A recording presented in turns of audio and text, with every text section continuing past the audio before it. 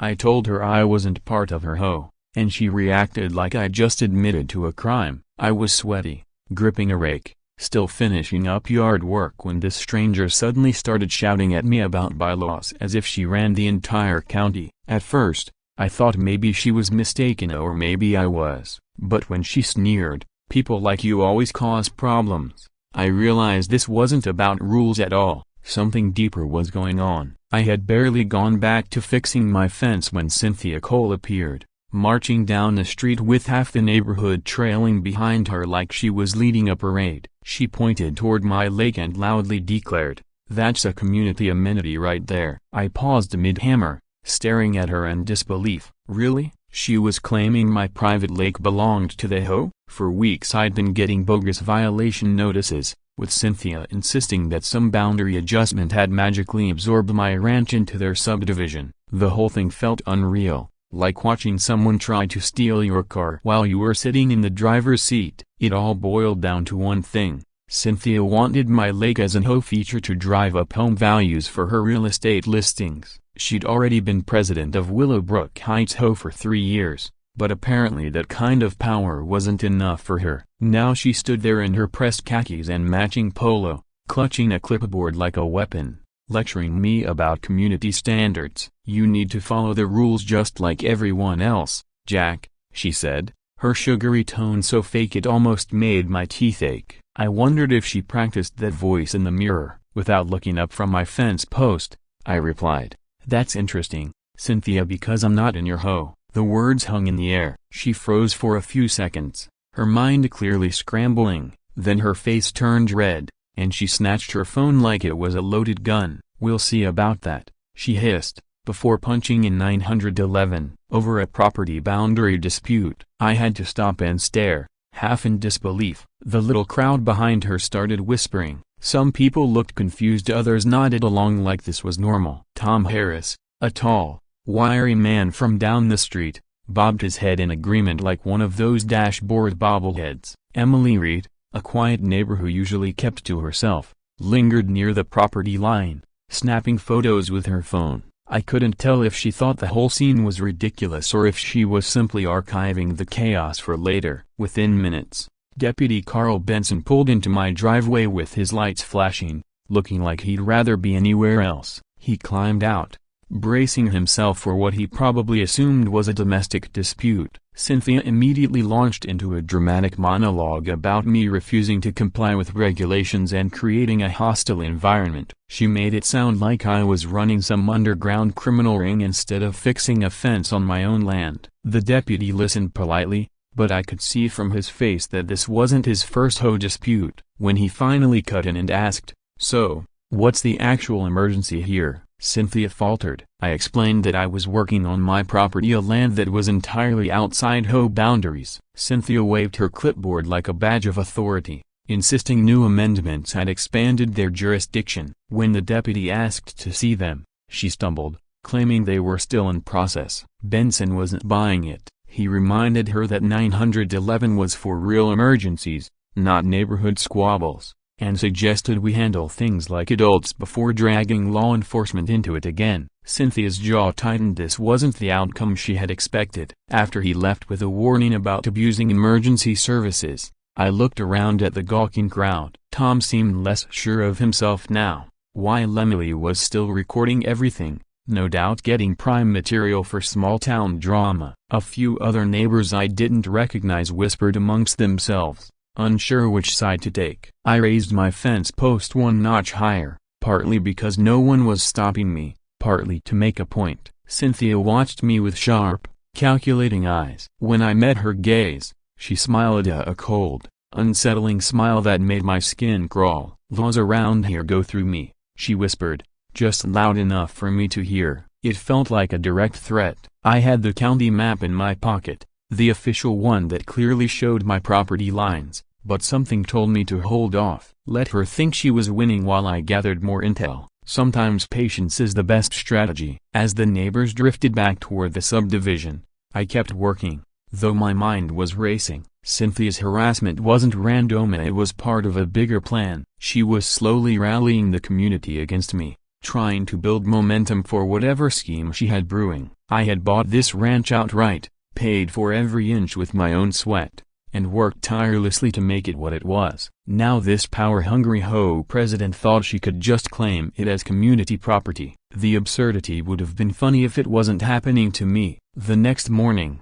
I found a bright yellow citation taped to my gate, flapping in the wind like a surrender flag. Dock and fence violations, it read in bold letters, complete with a case number that gave it a fake air of legitimacy. I stared at it, rereading the words, stunned by the audacity. My property, a land completely outside HOA reach, and they were citing me for improvements I had built with my own hands. Daily fines threatened unless I complied with community standards. I didn't know whether to laugh or call an attorney. The letterhead looked polished, the language official enough to fool most people, but I knew better. Cynthia had drafted this as the opening salvo in her war. By noon, she'd already scheduled an emergency home meeting to discuss what she called the Jack Miller situation, as if I were a crisis threatening the whole neighborhood. Tom left me a voicemail, sounding uneasy but urging me to show up and clear things up, as if there was anything unclear about who owned my land. Still, I decided I had to attend. Maybe with the facts in hand,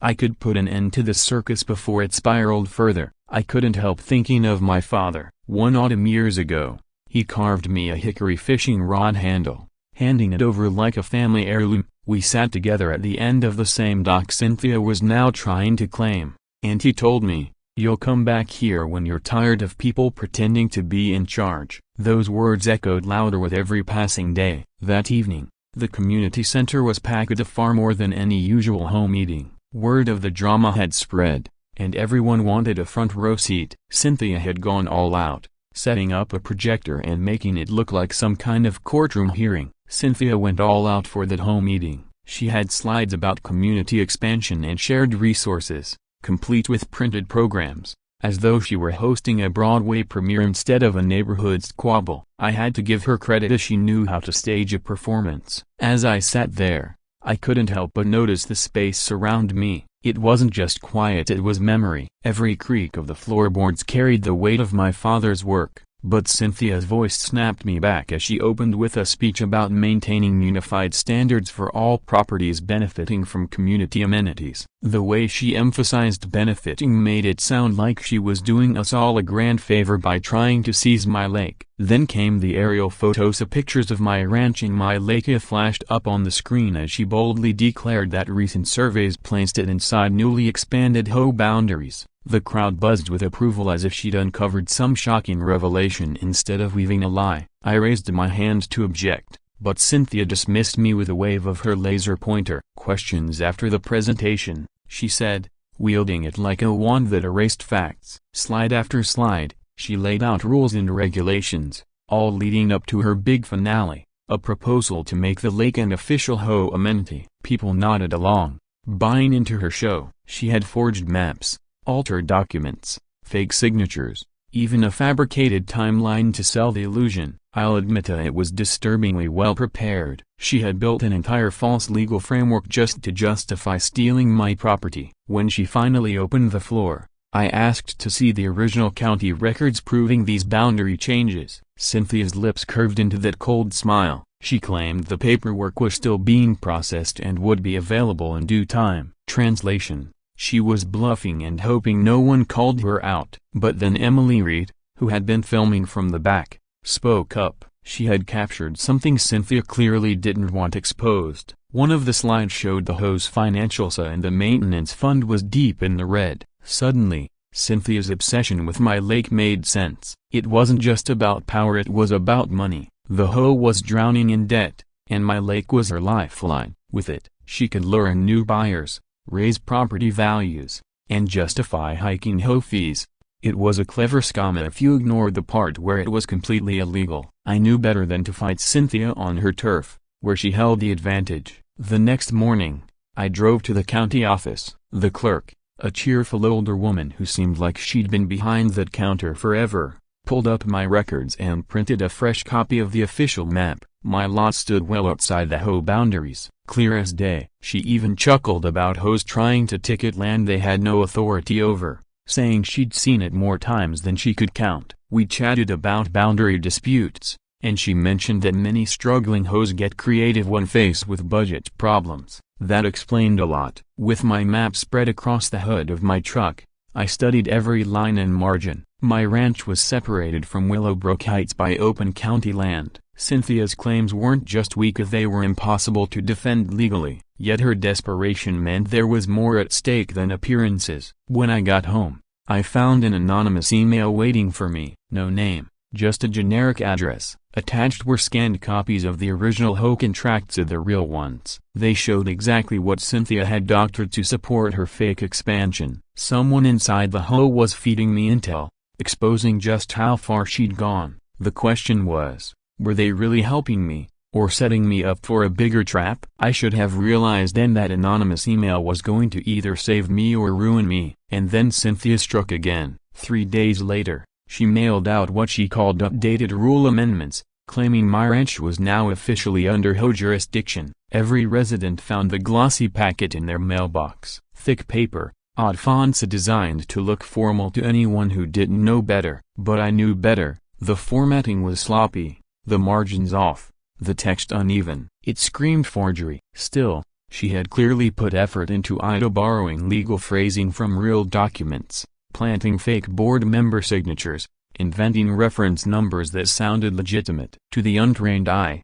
it looked convincing, but I could spot the mistakes instantly. Real codes don't reference laws that don't exist, and authentic documents don't have uneven spacing. I gripped the wheel of my truck so hard my knuckles turned white as I drove back to the county office. Some days I wished I'd studied law instead of wiring houses and fixing fences. Now I was up against someone who thought property rights could be rewritten with a home printer. The clerk barely glanced at the fake amendments before bursting out laughing. "Sweetheart, this isn't how boundary changes happen," she said, pointing out the obvious flaws. "You can't just print papers and declare someone else's property part of your HOA. There's a legal process, surveys, hearings, county approval. It takes months, and it requires the landowner's consent." She pulled out the original incorporation documents for Willowbrook Heights and laid them in front of me. My ranch wasn't even close to the mapped boundaries. She explained the real procedure for expanding HOA jurisdiction. It was so complicated most communities never attempted it. Cynthia's amendments weren't just fake, they showed a complete ignorance of how the system actually worked. As we talked,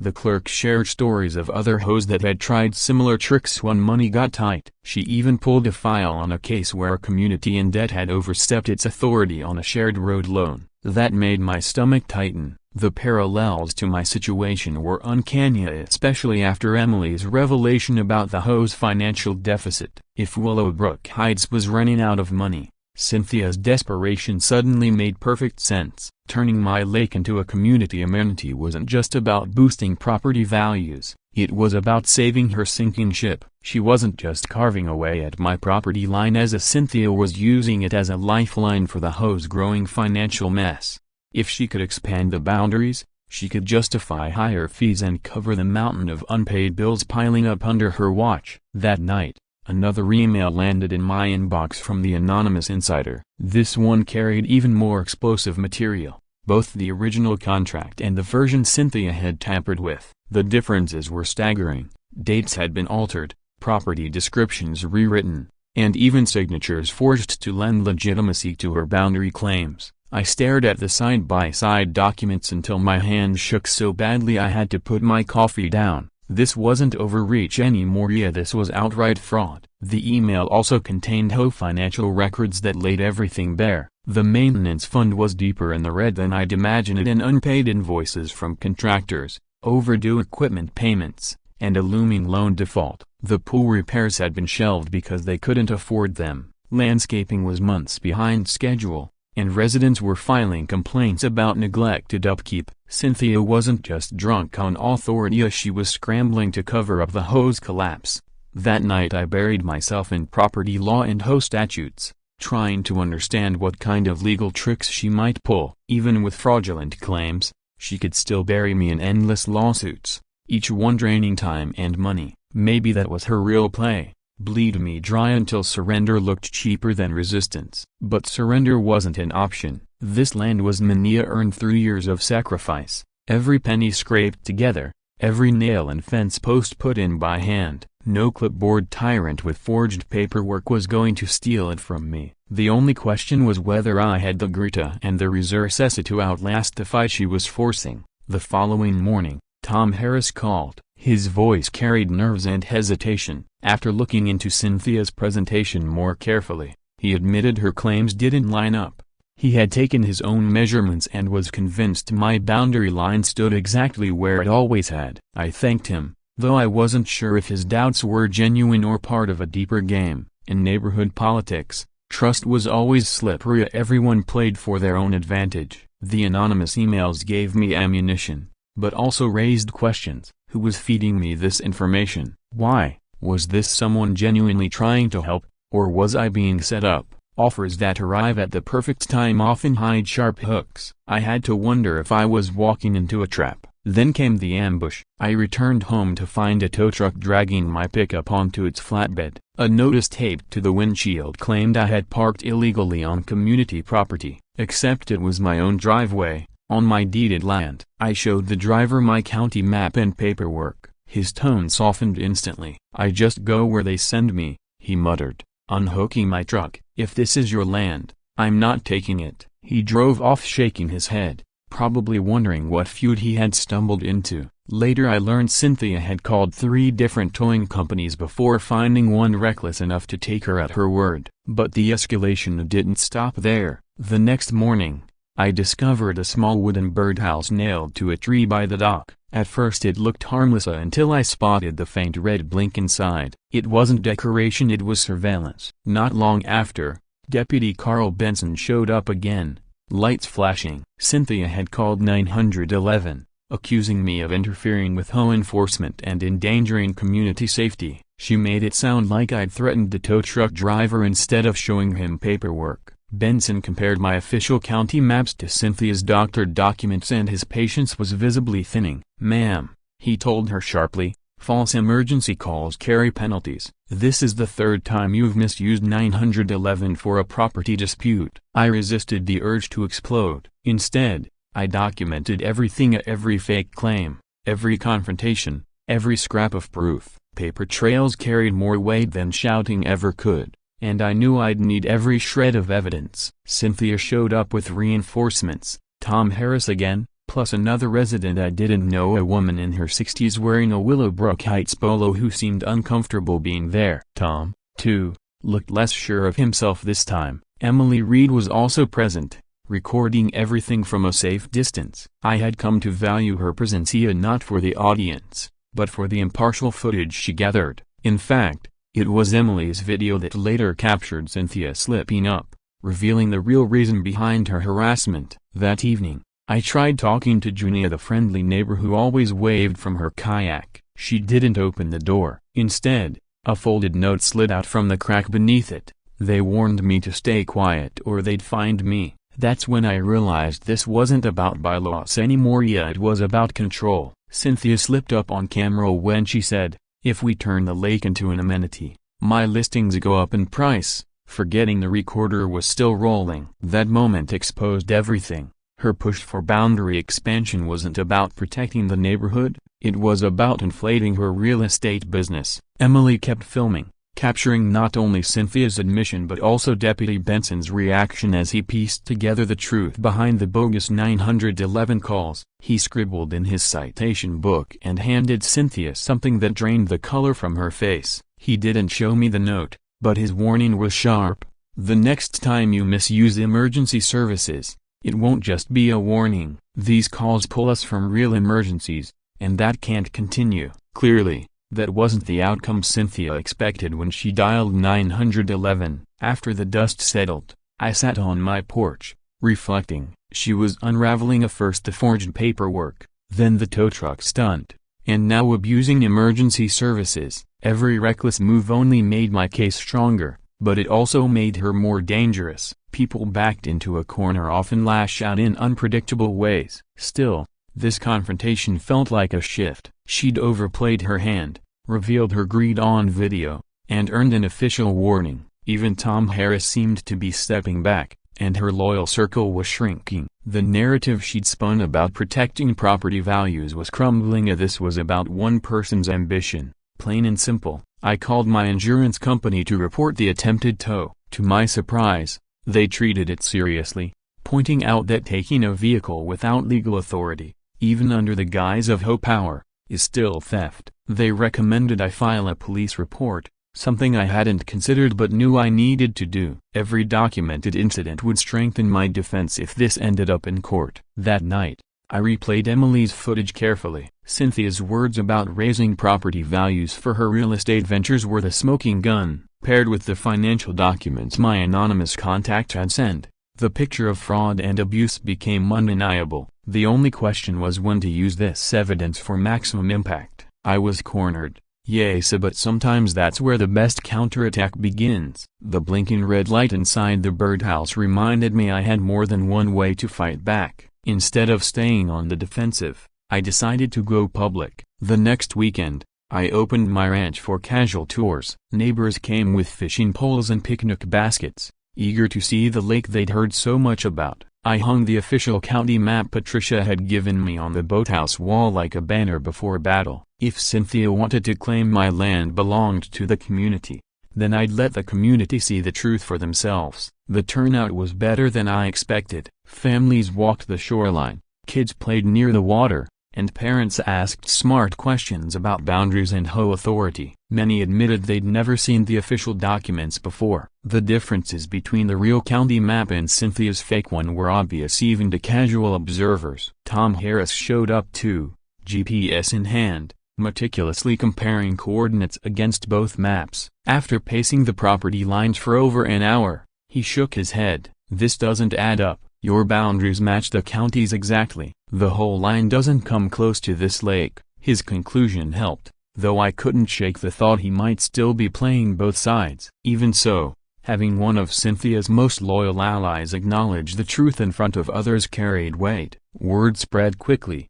Even her strongest supporters were beginning to doubt her. Emily filmed throughout the weekend, capturing residents' reactions and interviews. Her footage would serve as powerful testimony if things went to court, showing the community itself had seen the truth. Of course, Cynthia wasted no time spinning the narrative. At Monday's home meeting, she painted my open tours as a sinister scheme. "Jack wants to make the lake private," she told residents. "Sure, it's free today, but tomorrow he'll start charging for permits and memberships." It was a clever tactic playing on people's fear of losing something they never legally had. She twisted my transparency into evidence of greed, convincing some that I planned to exploit them.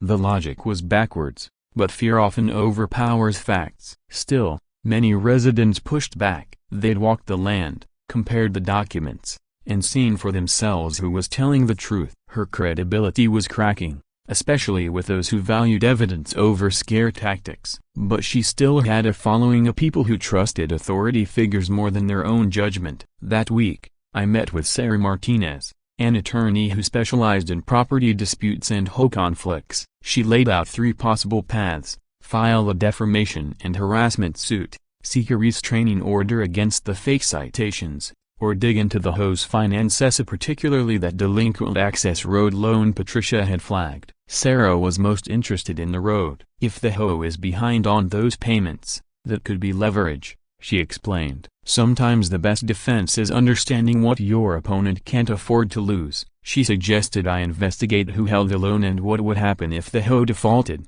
Suddenly, Cynthia's desperation for new revenue sources started to make sense. I left that meeting both clearer and heavier. I had options, but I was also staring at the reality of a prolonged fight. Attorneys are costly, even when you're in the right, and Cynthia seemed intent on dragging this out. For a moment, I wondered if I wasn't too deep, but giving up felt worse than losing. The anonymous emails kept coming, each one more detailed than the last. The newest included bank records showing the HOA's maintenance fund was in deeper deficit than anyone realized. Cynthia had approved major expenses without board oversight, pushing the community into financial chaos. This wasn't just about bad management, it was about one person abusing her position of power while trying to cover the fallout with my land. Going through the HOA's financial records opened my eyes to the full scale of the situation. Cynthia's plan wasn't just about stealing my lake to boost her real estate venture as she was desperately trying to cover up a financial disaster of her own making. Years of mismanagement had pushed the HOA to the edge of bankruptcy,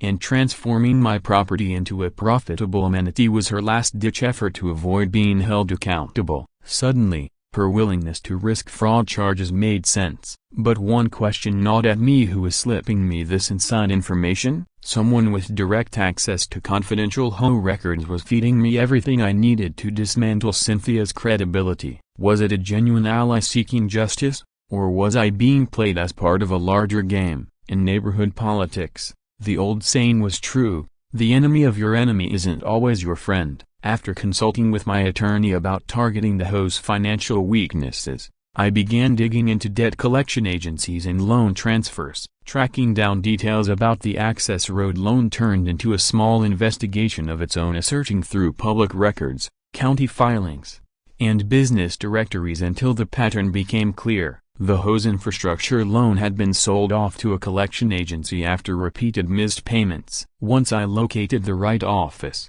I found myself sitting across from a veteran debt specialist in a cramped strip mall workspace. Her desk overflowed with folders of unpaid accounts, and she raised her eyebrows when I explained I wanted to buy a debt instead of settle one. "Most people are begging me for extensions," she said. "You're the first to ask about taking over someone else's default." She pulled up the HOA's file and explained the terms. The original road loan had been defaulted after 3 consecutive missed payments. Now, her agency was ready to offload it for a fraction of the original amount, eager to clean up their books rather than chase an impossible recovery. According to the loan agreement, whoever held the debt controlled whether the HOA could continue using the road. As long as they paid, access was allowed. If they defaulted, the creditor had the right to block usage or demand the entire balance immediately. When she asked why I wanted such a toxic asset, I simply said, "I don't like being told I can't park on my own land." She smirked knowingly,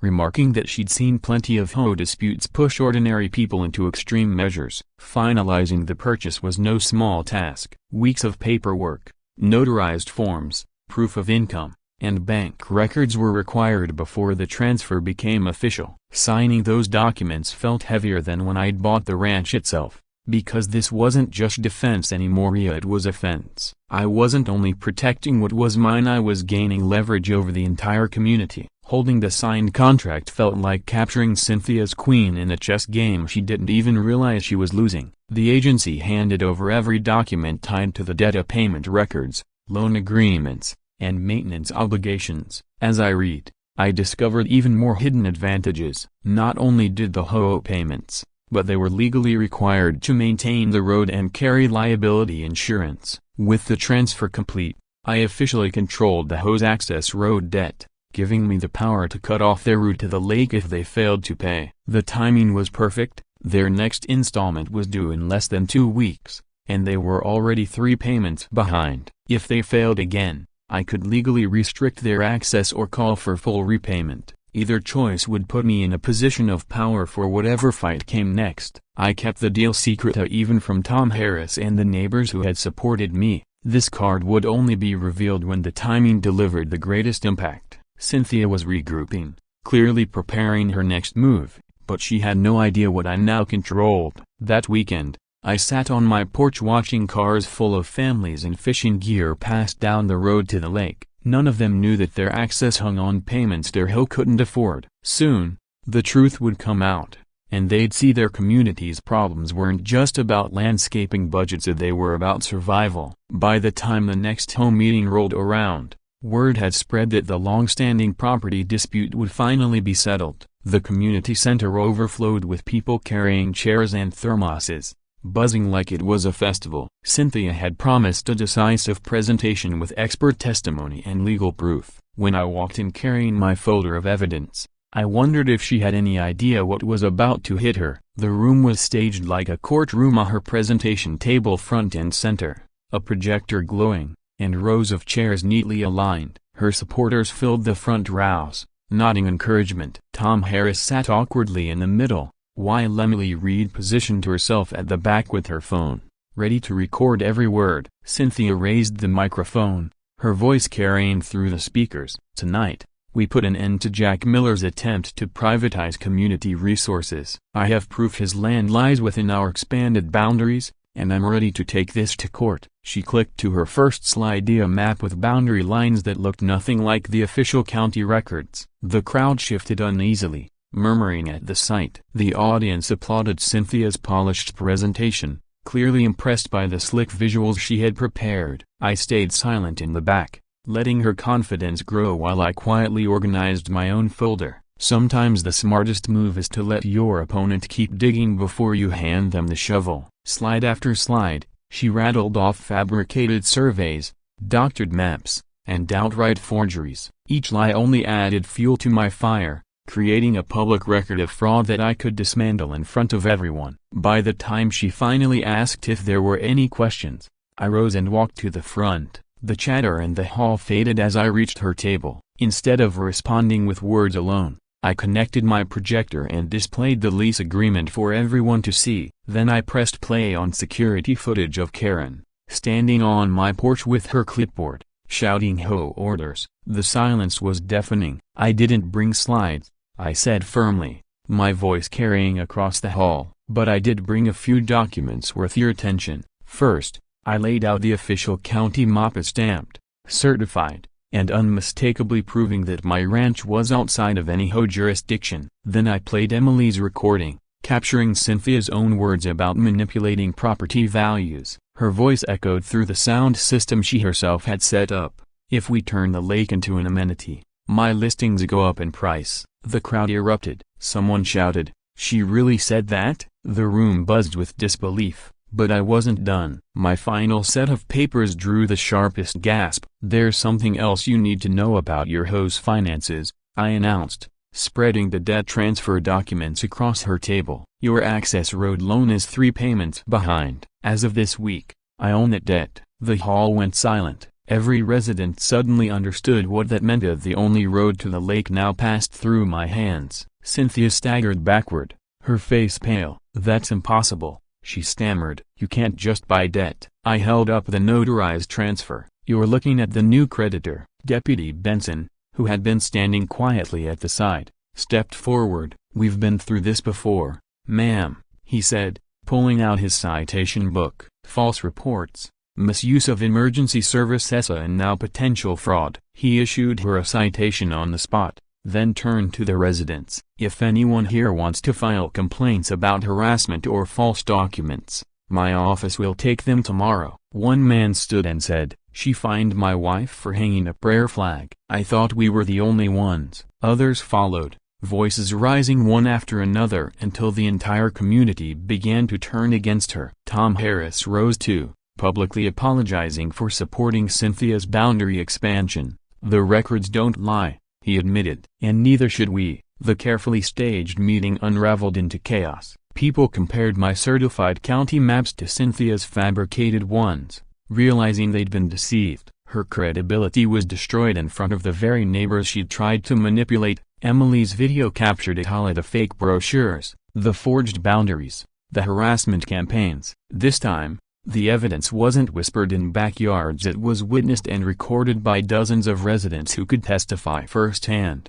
As the crowd dispersed, I gathered my papers with a heavy sense of finality. I had won, but it wasn't triumph I felt, just the weight of how much damage greed and lies had done to a community that should have been united. The fallout came quickly. By Friday, the board held an emergency vote to strip Cynthia of her presidency. Tom Harris was elected interim leader, tasked with repairing finances and salvaging trust. His first act was to issue me a formal apology and declare all of Cynthia's citations and boundary claims null and void. Meanwhile, Deputy Benson followed through on his promise. Cynthia now faced multiple charges of fraud, harassment, false police reports, and misuse of emergency services. Her real estate license was under review, her reputation ruined. The HOA itself wasn't spared either. Their insurance company refused to cover the mess, leaving residents to shoulder mounting legal costs, and looming over it all was the access road debt to my debt that was still unpaid.